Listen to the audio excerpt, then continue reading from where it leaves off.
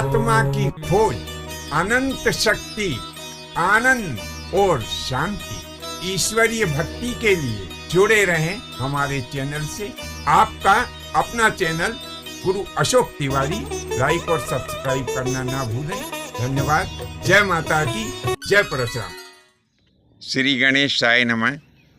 प्रिय बंधुओं, यह जो देवाधिदेव महादेव है ना, इनके बहुत सारे नाम हैं।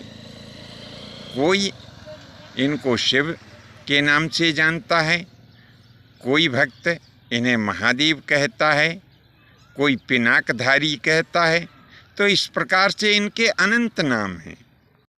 और अनेकों विद्वानों का तो ऐसा मानना है कि यदि विद्या की देवी शारदा और बुद्धि के प्रदाता भगवान गणपति तथा हजारों मुख वाले शेषनाग भी अनंत कल्पों तक भगवान शिव के संपूर्ण नामों को कहना प्रारंभ करें तो वो भी नहीं कह पाएंगे। अब इन्हीं नामों में से देवाधिदेव महादेव का एक नाम आता है पशुपति। अब हमारे मनीषियों ने प्रभु शिवजी का नाम पशुपति क्यों रखा?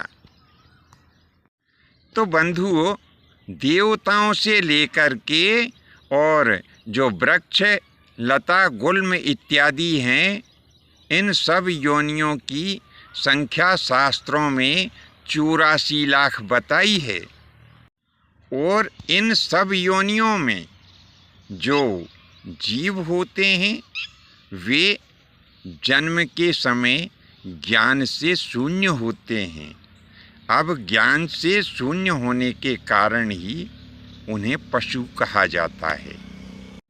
अब इन सभी पशु जीवों के पति यानी उत्पन्न करने वाले देवाधिदेव महादेव हैं। वे ही संपूर्ण जगत को अपनी माया से उत्पन्न करते हैं और उस समय उनका रूप ब्रह्मा जी का रूप होता है।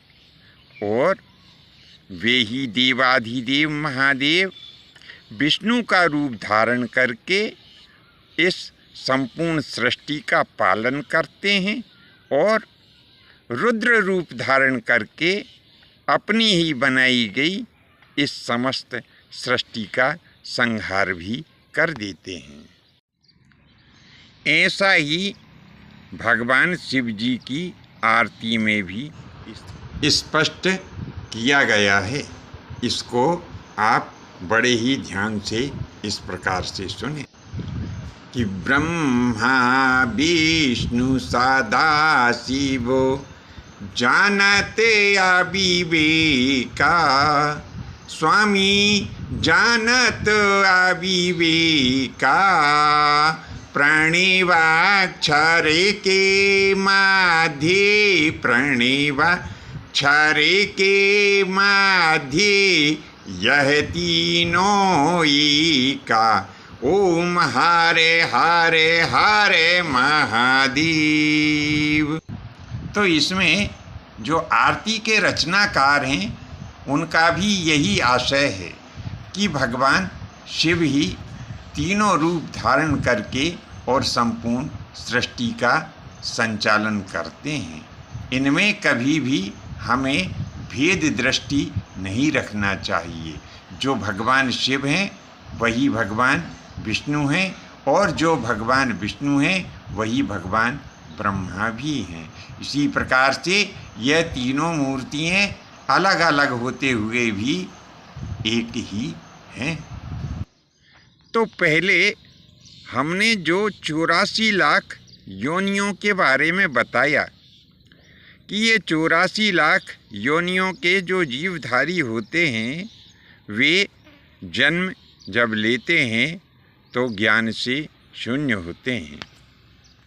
तो जब यह जीवधारी धीरे धीरे बढ़ते हैं तो इनमें जो देव योनि या मनुष्य योनि अथवा इनके समकक्ष जो योनि होती है उन्हें प्रभु श्री महादेव जी के द्वारा अतुलनीय ज्ञान दिया जाता है।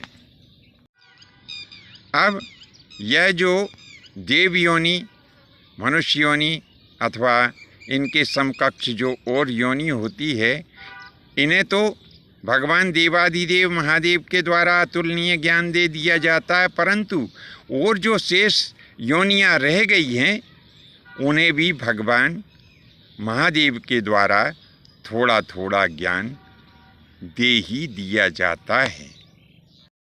अब यही प्रभु महादेव सभी योनियों के स्वामी हैं, क्योंकि सभी योनियों की रचना महादेव के द्वारा ही की गई है।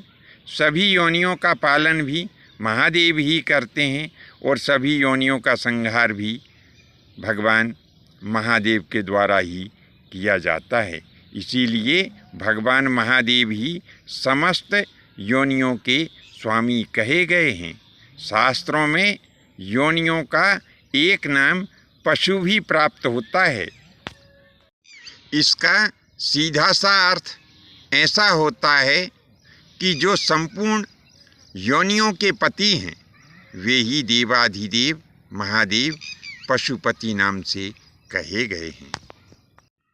तो बंधुओं, आज यह जो पशुपति नाम भगवान महादेव का है, इसके संबंध में हमने आपको बताया। निश्चय ही जानकारी आपको अच्छी लगी होगी। आपसे अनुरोध है कि 1 या 2 इष्ट मित्रों को अवश्य ही प्रेषित करें, और साथ में यदि अभी तक आपने हमारा चैनल लाइक और सब्सक्राइब नहीं किया हो तो कृपया चैनल को लाइक भी करें और सब्सक्राइब भी करें, ताकि हमारे द्वारा प्रस्तुत विषय वस्तु आपको आगे भी प्राप्त होती रहे। धन्यवाद। जय माता की, जय परशुराम जी की।